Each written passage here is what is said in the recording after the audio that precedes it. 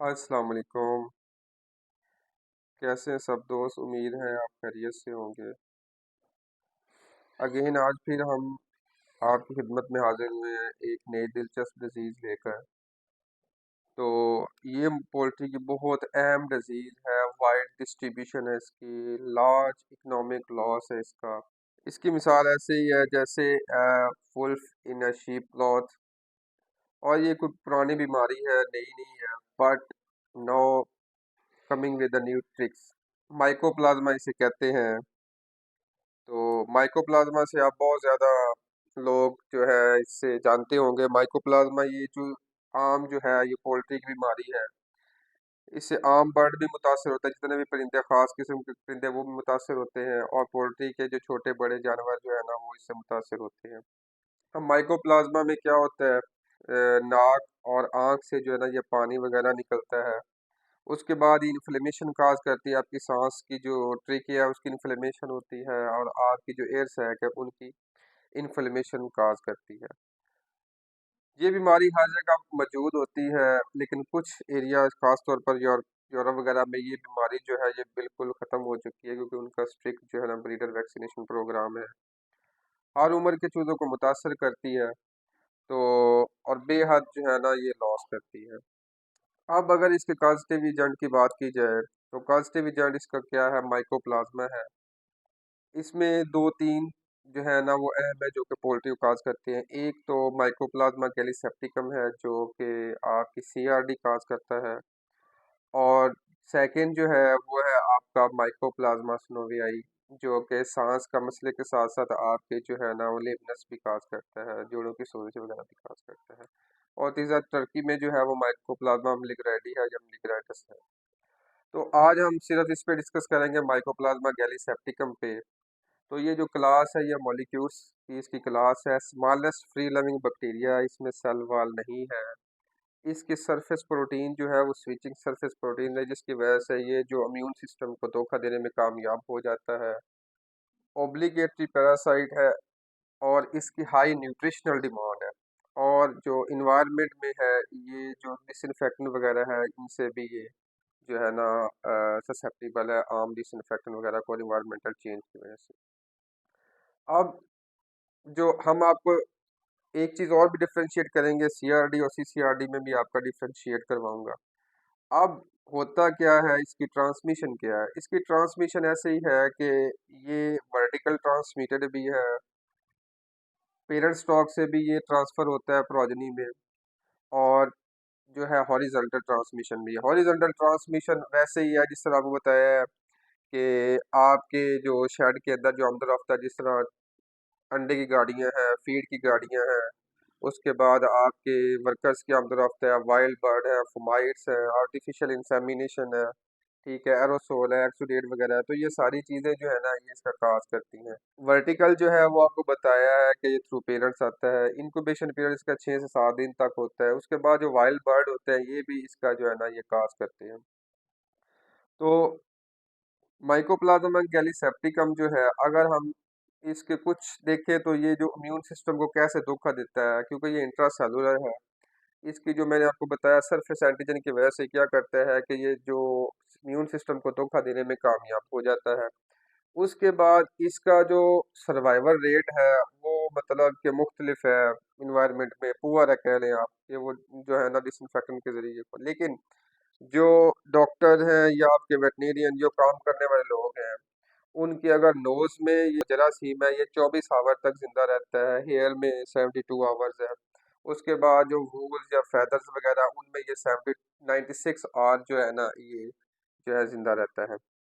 उसके बाद अगर हम इसका क्लिनिकल साइन की तरफ आए, तो उससे पहले मैं स्टार्ट आपको पैथोजेनेसिस बताऊं इसकी, क्योंकि ये सांस की बीमारी है। इसका जो बैक्टीरिया है वो थ्रू आपके कंजक्टाइवा या सांस के जरिए जाएगा। तो ये क्या करेगा कि जो सीलिया है आपके इसके साथ एडिशन करेगा। एडिशन करने के बाद उसमें जो ट्रेकिया में सीलिया मौजूद होते हैं उनकी इन्फ्लेमेशन काज करेगा, जिसे सीलियोस्टोसिस कहते हैं। ठीक है, उसकी इन्फ्लेमेशन जब हो जाएगी तो आपके म्यूकस प्रोडक्शन जो है वो ख़त्म हो जाएगी। ये सिस्टमेटिक वो सेल में मतलब कि जाएगा, वो सेल में इंटर होगा। उसके बाद आपकी जो मैक्रोफेजेस और लिम्फोसाइट के जो रिसेप्टर है उनको डिस्ट्रॉय कर देगा। ठीक है। अब जो सिर्फ माइकोप्लाज्मा गैलीसेप्टिकम की वजह से डिजीज होगी ना, उसमें सिंपल आपकी जो होगी ट्रेकिया की इन्फ्लेमेशन होगी, आपके एयर सैक की इन्फ्लेमेशन होगी, क्योंकि नॉर्मली एयर सैक जो होते हैं वो बड़े थिन होते हैं, वो पेक होते हैं। लेकिन माइकोप्लाज्मा में क्या होता है कि एयर सैक हार्ड हो जाते हैं, उनके ऊपर जो है ना एक खास मटेरियल जमना शुरू हो जाता है। लेकिन अगर कोई सेकेंडरी इन्फेक्शन, मिसाल के तौर पर अगर आपके बर्ड में सीआरडी मौजूद है, जिससे माइकोप्लाज्मा की वजह से क्रोनिक रेस्पिरेटरी डिजीज मौजूद है, तो अगर कोई इन्वायरमेंटल स्ट्रेस जिसमें ह्यूमिडिटी है, टेम्परेचर है, अमोनिया है, डस्ट है, माइकोटॉक्सिन है, ओवर क्राउडिंग है, ये चीज़ें अगर इसके साथ मिल जाएं, या आपके बैक्टीरियल इन्फेक्शन इकोलाई है, पास्टरेला मल्टोसीडा है, ऑर्निथियोबैक्टीरियम रिनोट्रिकिया ट्रिकियला है, उसके बाद इन्फेक्शस कुराइजा है, पैरागैलिनेरम है, नाइटस है, और वायरल डिजीज एनडी है, आईबी है, डीनो है, रियो है, उसके बाद TRT ILD। अब जब ये इनमें से कोई भी मिल जाएगी, तो उससे क्या होगा कि वो जो है ना वो कॉम्प्लिकेटेड क्रोनिक रेस्पिरेटरी डिजीज में कन्वर्ट हो जाएगी। ठीक है। अगर तो सिंपल माइकोप्लाज्मा की वजह से इन्फ्लेमेशन है तो कोई मसला नहीं, अगर इन फैक्टर्स में से कोई भी इन्वॉल्व हो गया, तो समझिए आपको जो CRD है वो कन्वर्ट हो जाएगी CCRD में, जिसे हम क्रोनिक रेस्पिरेटरी डिजीज कहते हैं। ठीक है। तो जो नॉर्मली अगर माइकोप्लाज्मा सेप्टिकम में क्या होगा कि माइल्ड रेस्पिरेटरी साइन आएंगे, जिस तरह के आपकी जो नाक और आंख से रतूबत खारिज होगी, क्योंकि इसमें म्यूकस प्रोडक्शन जो स्टॉप हो जाती है, सीलिया वगैरह डैमेज हो जाते हैं, तो उससे ट्रेकियल रेल होगी, कफिंग, स्नीजिंग, डिस्चार्ज होगा।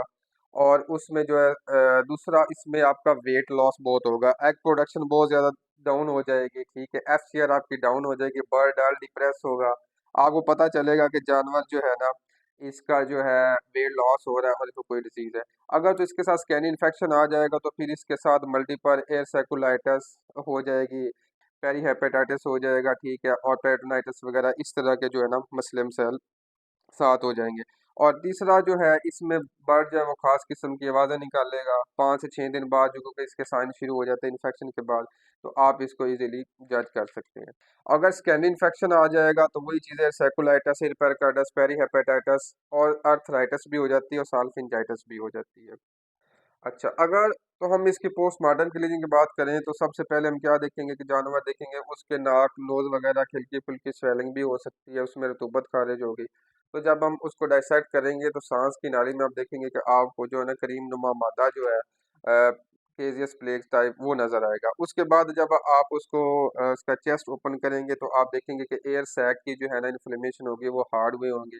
अगर तो उसमें बैक्टीरियल इन्फेक्शन, सेकेंडरी इन्फेक्शन होगा, तो उसमें एयर सेकुलाइटिस होगा, उसके बाद पेरिकार्डाइटिस होगा, उसका पेरी हेपेटाइटिस होगा, अर्थराइटिस भी होगी, साल्फिंजाइटिस भी होगी। ठीक है। तो ये सारी चीज़ें जो है ना आपको ये चीज़ें मिलेंगी, और इसके जो हार्ट है, लिवर है, उसके बाद जो उसके लंग्स, उसके ऊपर आपको जो ना क्रीमी नुमा गाढ़ा मादा जो है वो नजर आएगा। उसके बाद अगर हम उसके बाद अगर इसके हर्बल ट्रीटमेंट की बात करें, तो उसमें हल्दी है, गार्लिक है, टर्मरिक है, गार्लिक है, उसके बाद थाइम है, इग्निशिया है, और आपका ग्लिसराइजा ग्लैब्रा है। ये 0.25 से लेके 0.5 जो है ना परसेंट ऑफ द फीड आप इसको यूज़ करेंगे ग्राइंड करके। अगर इसका एक्सट्रैक्ट निकालना है, तो इस तरह आप इसको गर्म करेंगे, पानी में बॉईल करने के बाद इसको अच्छी तरह इसको फिल्ट्रेशन कर लेंगे, इसको जो नितार के फिर इसको 1 ml पर 2 लीटर में आप यूज़ करेंगे। उसके बाद इसका अगर हम ट्रीटमेंट की बात करें, ट्रीटमेंट इसका जो है वो सिंपल ही है, क्योंकि इसमें आपने एंटीबायोटिक यूज़ करनी है। ठीक है। एंटीबायोटिक में यही है, क्योंकि इसमें सेल वाल नहीं है, तो आपने कोशिश करनी है कि ऐसी एंटीबायोटिक जो कि सेल वाल, सेल मेम्ब्रेन पे असर करती है, वो आपने यूज़ नहीं करनी है। आपने मोस्टली मैक्रोलाइड्स ग्रुप यूज़ करेंगे, या राइबोसोम पे एक्ट करने वाले वो यूज़ करेंगे। ठीक है। उसके बाद आप इसमें जो मोस्टली कम्बिनेशन में यूज़ करते हैं, हम करते हैं डॉक्सीसाइक्लिन का एंड्रोफ्लॉक्सासिन के साथ यूज़ करते हैं। उसके बाद लिंकोमाइसिन या जेंटा का जो इंजेक्शन है वो हम यूज़ करते हैं, 0.3 ml पर बर्ड के हिसाब से। उसके बाद क्योंकि सांस का मसला है, तो इसमें आप मेंथोल और ब्रोमैक्सिन लाजमी ऐड करेंगे। ब्रोमैक्सिन 1 ग्राम 2 लीटर में 2% जो होती है। उसके बाद उसमें कोई भी अच्छा सा जो एंटी इन्फ्लेमेटरी है वो आप डालें बुखार के लिए। ठीक है। फिर उसके बाद आप इसमें जो है एसेंशियल ऑयल का स्प्रे लाजमी करें, और इसको शुगर सोल्यूशन भी साथ दें, ताकि बर्ड की जो इम्यूनिटी बेहतर रहे। तो उसके बाद जो मुख्तलिफ किस्म के कम्बिनेशन भी चल रहे हैं, जिस तरह के टाइलोसिन है, टाइलोसिन जो है ये आप मोस्टली यूज़ करते हैं इसकी जो डोज है वो 120 मिलीग्राम पर केजी से लेके 150 तक है। इस डॉक्सी की 25 है, एंड्रो की 24 मिलीग्राम पर केजी है। तो डॉक्सीसाइक्लिन आप यूज़ करें, ठीक है। डॉक्सीसाइक्लिन के साथ अगर आपने टाइलोसिन यूज़ करनी है, तो टाइलोसिन की जो फिर आप जो डोज है वो 40 मिलीग्राम पर केजी, और जो डॉक्सी है 25 मिलीग्राम पर केजी के हिसाब से करें। इस तरह ही हम डॉक्सीसाइक्लिन के साथ हम जो है टिलमाइकोसिन यूज़ करते हैं। टिलमाइकोसिन भी 25 मिलीग्राम पर केजी के हिसाब से, यानी टिलमाइकोसिन प्लस डॉक्सी, या टिलमाइकोसिन का फ्लोरफेनिका के साथ कम्बिनेशन कर ले, ठीक है। तो उसको भी इसके साथ, और एक और जो कम्बिनेशन तीसरा चल रहा है वो फॉस्फोमाइसिन और टाइलोसिन के साथ चल रहा है। तो ये जो बैक्टीरिया है ना, ये एक दफ़ा अगर बर्ड आपका इफेक्ट हो जाता है ना, ब्रायलर तो चले ठीक है वो सेल हो, लेकिन जो लेयर या लेयर ब्रीडर या ब्रायलर ब्रीडर है उसमें ये रीअकरेंट इसकी होती रहती है। जो ही बर्ड को स्ट्रेस आएगा, तो इसका जो दोबारा है ना, क्योंकि इसमें सरफेस एंटीजन की वजह से ना ये दोबारा जो है ना इसके जो सिस्टम रिकॉग्नाइज नहीं करता, तो फिर इसका मसला आ जाता है।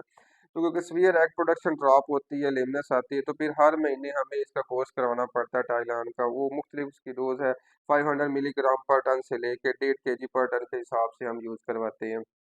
तो उसमें जो मुख्तलिफ हर 4 से 5 हफ्ते बाद हम इसका ट्रीटमेंट रिपीट करवाते रहते हैं। तो अगर बिलफर्ज ये दोबारा रिकरेंस होती है, तो फिर हम इंजेक्शन की तरफ जाते हैं। अगर इसकी प्रिवेंशन की बात करें, प्रिवेंशन में इसकी आम है कि आपने बायोसिक्योरिटी का बहुत ख्याल रखना है। बायोसिक्योरिटी अगर आपकी अच्छी होगी तो ये अमूमन आपकी चीज़ें नहीं आएंगी।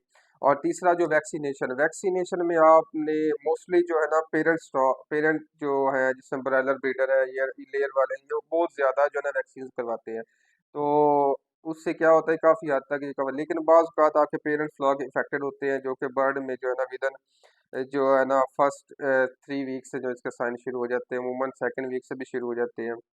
तो जो है ना इसके साइन आना शुरू हो जाते हैं, फिर हमें इसकी रूटीन की जो मेडिसिन जो है वो स्टार्ट करनी पड़ती है। तो उसमें यही है कि आप इसकी जो है पहले थर्ड वीक में पेरेंट स्टॉक जब रेलवे वो वैक्सीन करें ड्रॉप या उसका करें। लेकिन जब आप वैक्सीन करें, तो अगर आपको एंटीबायोटिक चलानी पड़े, तो आपने कोशिश करनी कि और सेल वाल वाली आपने जो सेल मेम्ब्रेन पे एक्ट करते हैं, मॉक्सिसिलिन पेनिसिलिन वगैरह ये वाली चलाएं आफ्टर वैक्सीन, ना कि दूसरे ग्रुप की जो कि आपके राइबोसोम या क्यूनोलॉन्स वगैरह की जो उस पे मतलब जो सिस्टम एक्ट करती है, क्योंकि उससे वैक्सीन की जो इम्यूनिटी वगैरह जो चीज़ें वो ख़राब हो जाएंगी प्रॉपर। उसके बाद इसकी जो किल्ड वैक्सीन आप करें, प्रोडक्शन से पहले करें, 12 वीक से लेकर 14 वीक तक उसकी किल्ड वैक्सीन करें। तो लाइव और किल्ड वैक्सीन का कम्बिनेशन रखें। इससे क्या होगा कि एक तो आपके बर्ड की हैचेबिलिटी अच्छी होगी, और आपका जो चिक का है डीओसी चिक, वो उसका जो नंबर है वो इंक्रीज हो जाएगा, आपकी हैचेबिलिटी अच्छी होगी, आपकी प्रोडक्शन अच्छी होगी, और इससे जो है आपकी ब्रेकेज वगैरह वो कम आएगी। तो इसके काफ़ी ज़्यादा फ़ायदे हैं। दूसरा, जो आपकी प्रोजनी होगी लेयर ब्रीडर से आगे लेयर में जाएगी, तो वो फार्मर को अच्छा रहेगा। ब्रॉयलर से ब्रीडर से अगर ब्रॉयलर जो मिलेगा डीओसी चेक, वो बेहतर होंगे, तो उसमें आपकी मेडिकेशन कॉस्ट जो है वो बहुत ज़्यादा कम हो जाती है। तो ये जो है, ये आप इसका प्रॉपर इसका प्रिवेंशन और ट्रीटमेंट वगैरह और इसके जो वैक्सीन कंट्रोल करें, तो इंशाल्लाह इस बीमारी से छुटकारा हासिल किया जा सकता है। Thank you so much. अगर आपका कोई क्वेश्चन वगैरह हो, तो आप मुझे कमेंट्स कर सकते हैं। जज़ाकल्लाह।